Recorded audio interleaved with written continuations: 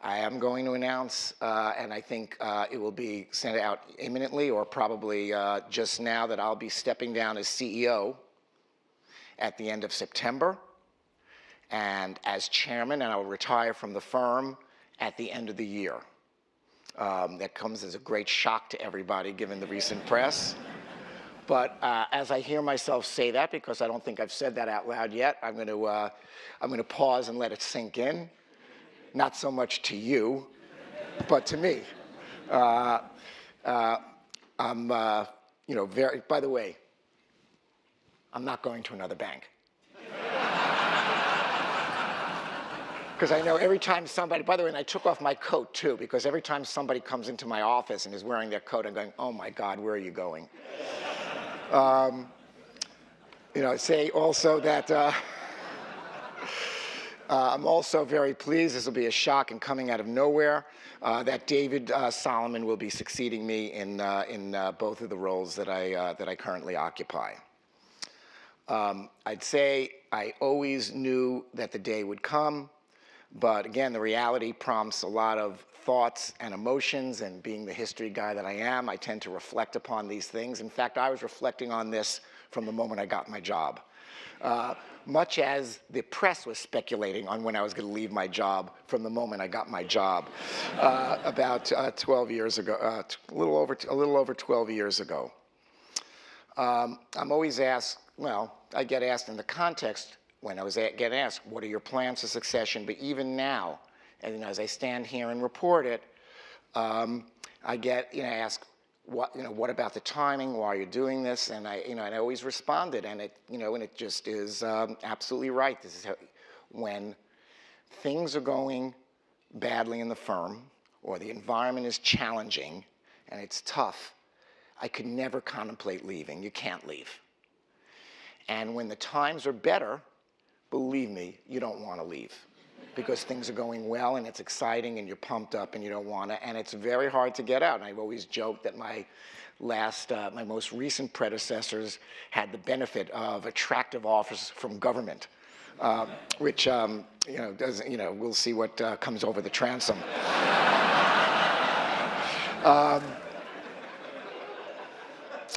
But I'd say, as I stand here now, I'm not dying to leave. I'm feeling good. I love, obviously I love the firm. I'm energetic. I'm excited about the prospects of the firm. It feels like a good moment in the firm, and kind of in a weird way, in this improving time when I'm optimistic, and I think Heather quite captured it. In a weird way, it kind of makes it the right time to go, because things are good and the runway is clear, and we have a great performance, and we have a I personally feel that I have a great successor. And I think I want to go and reiterate some of those points of view now that you heard a little bit from Marty, and take a kind of a perspective on our businesses. I feel just categorize these things. Our investment banking business really has never been stronger, and really has gotten stronger over these years. The mythology that we were always this great, it wasn't really that true. I've been here for quite a long time, and we jousted in trading positions back and forth. But the constancy with which we're #1 in all the important investment banking metrics, never took it for granted. If in between a quarter, intra-quarter, we slip to #2, the people in that division are just hysterical about recovering their position. They don't take it for granted either. It's obviously in the classic M&A, but when we turned on the jets for our origination business on the debt side, we also moved up the leaderboard in that stuff as on the debt side of the business as well.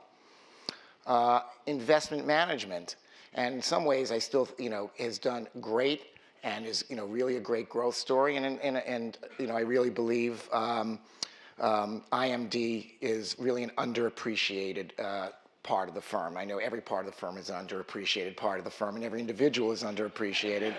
But I think that the market doesn't realize that, how that division has grown, what a big part of the firm it is today, and really what the prospects are, and how it's grown in a market that's generally not favorable to accreting assets in an active, an active managed platform.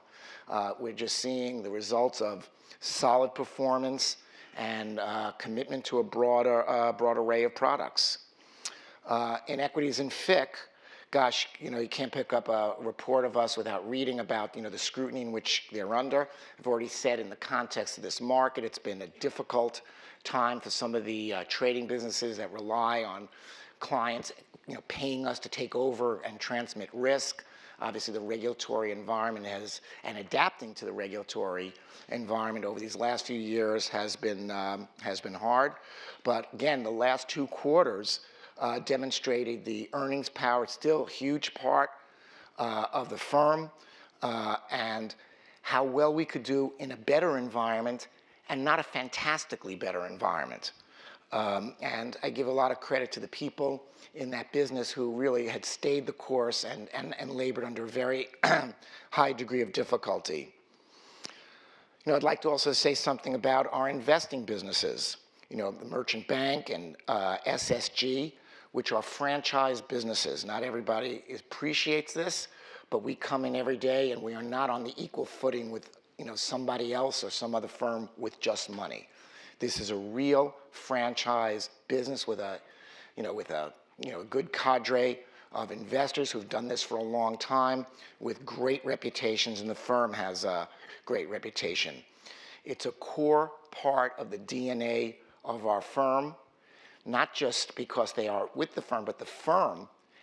It's important to the firm that this is an important part of the DNA, because it's one thing to be an advisor, to do a good job for your client, to be an agent, but there's also something very powerful about having the capability, the cash, and the expertise to be a principal, to be peer-like to your clients who are also putting their money on the line, to be a co-investor, and it's a major source of influence for Goldman Sachs in the world that we are able to do this, and a very, very important part of really who we are. I always said, we don't just have an investment bank. We are, we don't just have a merchant bank. We are a merchant bank.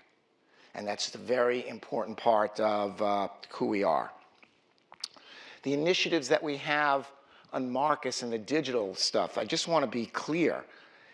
This is real and it's important. And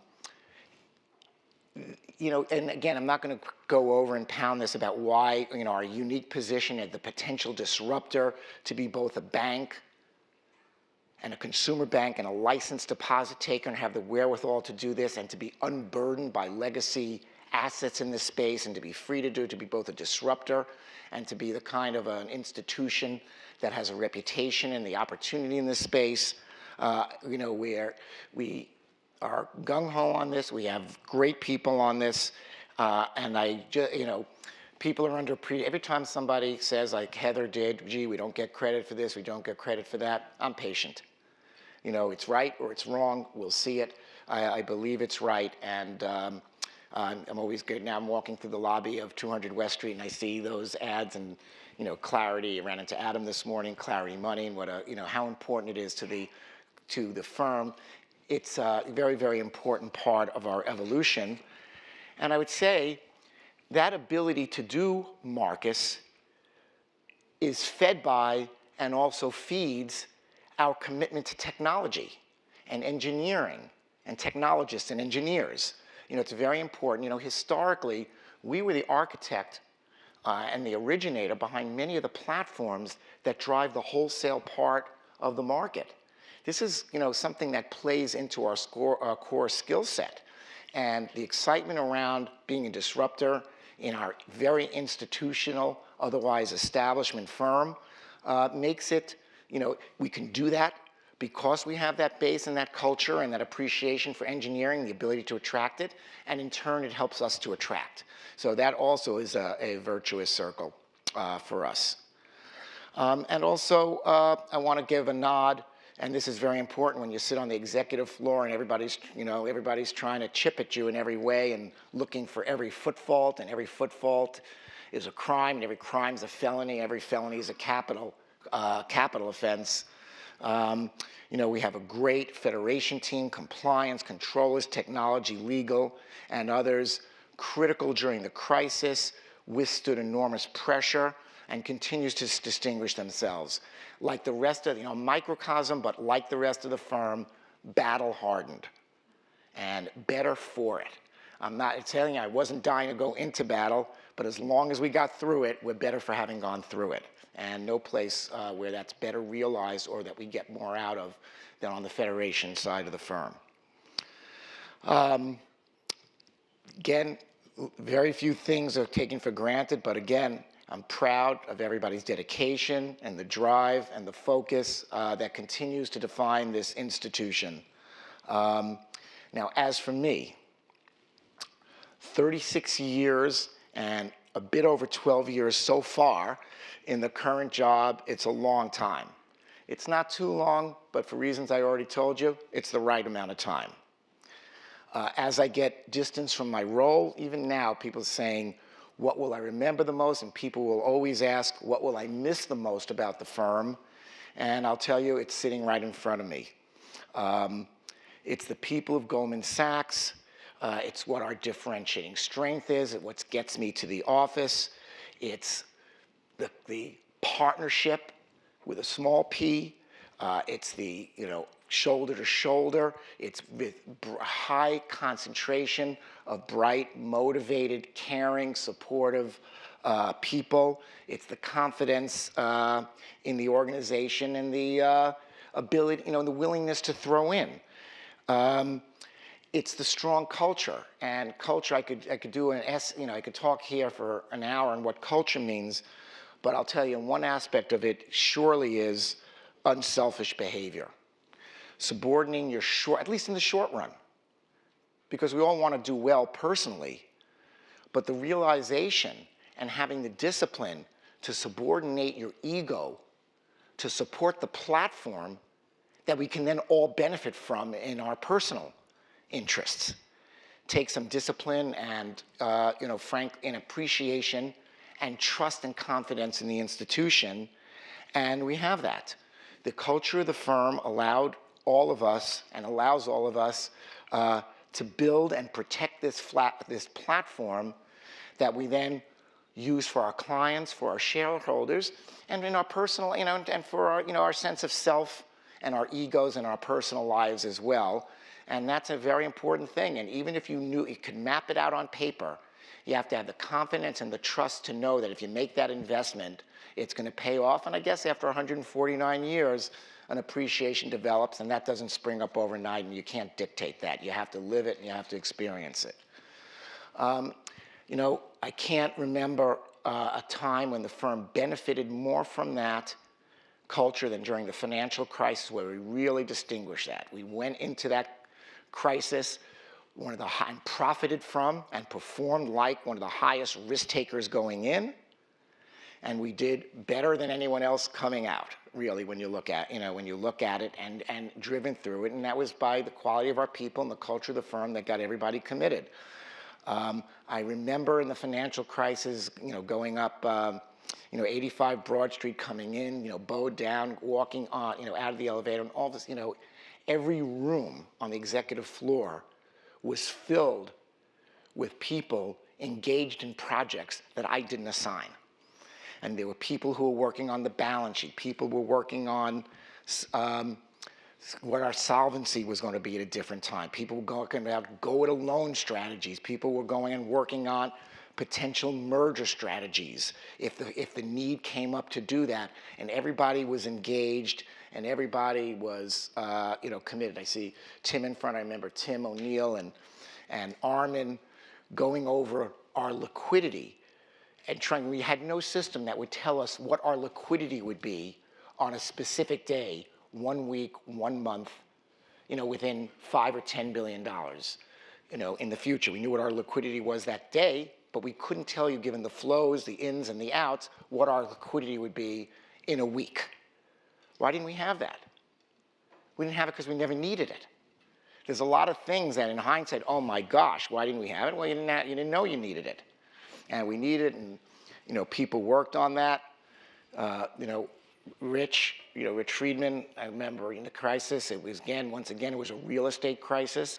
Rich Friedman and the merchant banking team took over really, a portfolio into their group, with the people who were, also making good positive contributions to it, of the REPIA portfolio, and just own that. I never heard, gosh, we didn't put on these positions. It wasn't our stuff. Oh my goodness, why am I burdened with this? We did the, et cetera, et cetera. They just owned it, like good, again, partners, and representing the good, again, culture, culture of the firm. Whenever we've had tough days, could count on everybody in this room and in this building and in all our buildings around the world to help our clients bear down file solutions and work on getting better and better, and subordinate their own short-term interests for the firm and the long-term realization of their personal issues.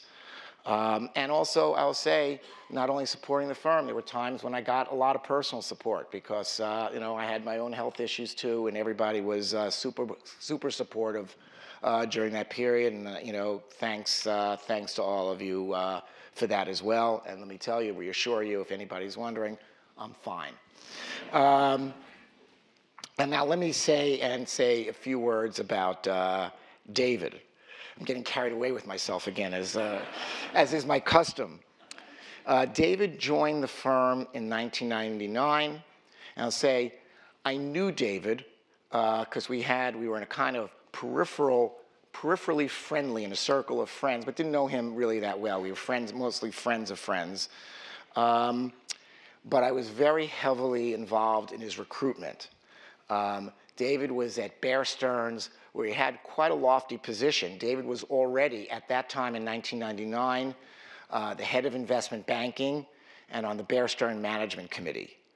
I was there to help recruit him as head of leveraged finance, which was at that point then a part of the financing part of fixed income. And then during the recruitment along the way, we started to get, cold feet, because this outsider from Bear Stearns is going to come in and run such a great enterprise as our incipient, lowly ranked leveraged finance business in the context of what was, Wall Street. I think Bear Stearns was bigger than ours anyway, but it was a long time ago. And I'm, thinking, everyone said, we said, something too risky. Let's give him a co-head. So I know you've never heard this before in any other context. So now, now we're recruiting David to be, who is the head of investment banking and member of the management committee at Bear Stearns, to come in and be co-head of leveraged finance at Goldman Sachs. By the way, for those of you who work in leveraged finance, that's a huge job. And if it's your last position at Goldman Sachs, you should be damn pleased with yourself. Now, David joined the firm, and he agreed. And after it was all over, and I'm looking around, and I'm saying, I go to David, and I said, why? Why'd you why'd you do it?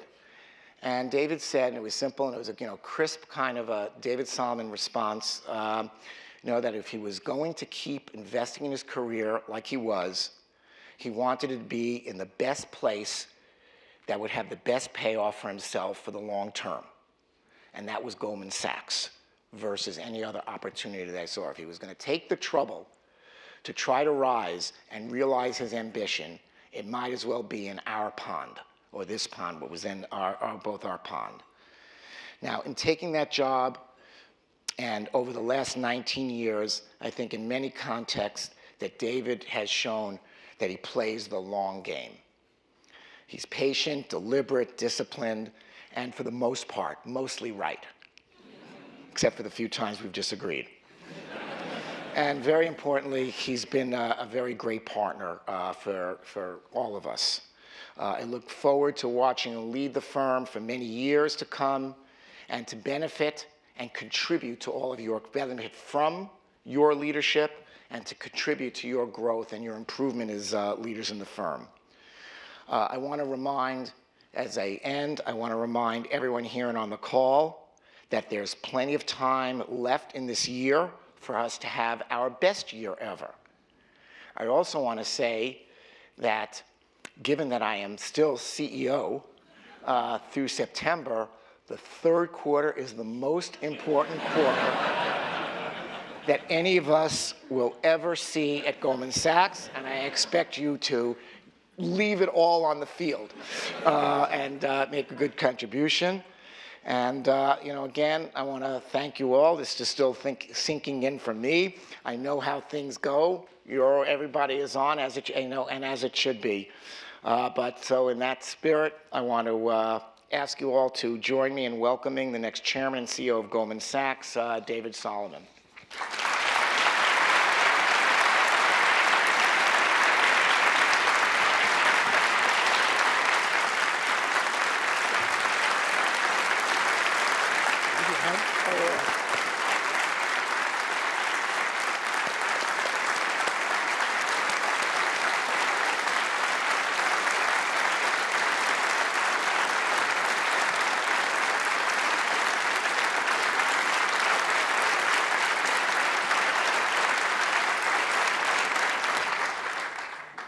Wow. I'm gonna hang out with you for a while. You can hang out with me. I'm gonna start by saying I'm with Heather too. I'm pumped, and I'm also gonna say I kept my jacket on, but I am definitely not going to another bank.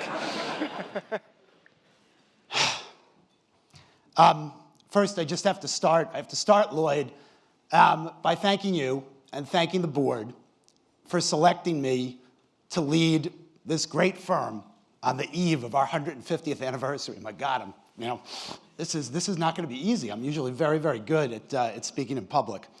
Quite frankly, as I think about the responsibilities that are in front of me, they're quite daunting, and I am humbled. I am truly humbled to have this opportunity and for the confidence that you and the board have placed in front of me. To all of you in this room, on the call, on the video, around the world, I want to let you know that I am indescribably proud to work at this firm. I love Goldman Sachs, and I am incredibly committed to our future together. And I start by asking all of you everywhere around the world, I ask you for your help and your support in the years ahead. The story of Goldman Sachs, in many ways, is a story of leaders. Since 1936, 9 individuals have led this firm, from Sidney Weinberg to Lloyd Blankfein. I suspect when future historians write about this period, they will talk about Lloyd as one of the most impactful and decisive leaders in the annals of Goldman Sachs. He led us through the worst financial crisis since the Great Depression. He ushered us into a more complex business environment in the aftermath of that. And he invested constantly in our people and our culture. He helped the organization evolve. He made us an industry leader with respect to inclusion, and he really invested in community service. Over the last 12 years, Lloyd's left us in an enviable position. I know I've learned an enormous amount from Lloyd, from his intellect, from his judgment, from the power of his example. And I want to start by thanking you personally for your support, your mentorship, and your friendship. It has meant, and it continues to mean, an enormous amount to me. On behalf of all of us, the firm, everyone around the world, everyone on this call today, I want to thank you for your leadership and all you've done for Goldman Sachs. You have put us in a position where we can seize the opportunities that we have today and capture all that will come our way in the future. Lloyd, thank you so much.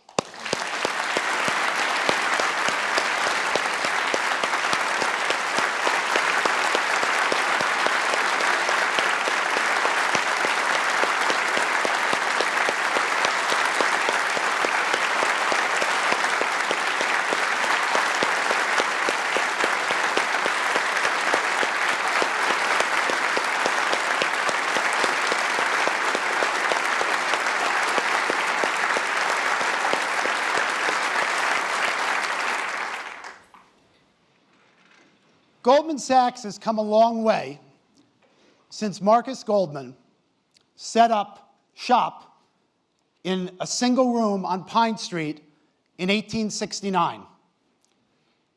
Successive leaders of the firm have pointed to something that they've felt has contributed to the longevity and impact of this organization.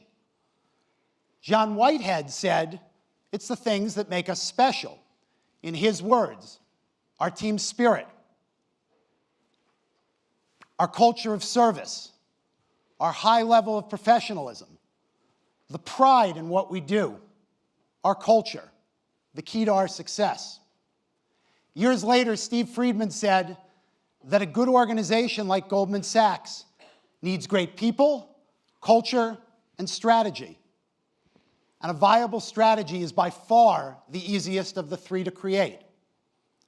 So we all know, all of us as leaders of this organization, that the thing that sets us apart, that differentiates us, that makes us special, as Lloyd said, is the people of Goldman Sachs and our culture. Goldman Sachs and the world have changed in unimaginable ways over the last 150 years. Somehow through it all, we've not only survived, we've thrived. In good times and bad, in booms and busts, in peacetime and war. We have succeeded because we've embraced change and anticipated it, but also, at times, through our innovative culture, we've created it. My job is to extend and maintain that precious legacy. When I think about the talent in this organization, the power of the franchise, the abilities of this firm, I am hugely confident about the future for all of us and look forward to all that we can accomplish together. Thank you very much. I look forward to working with each and every one of you. Good job. Thank you. That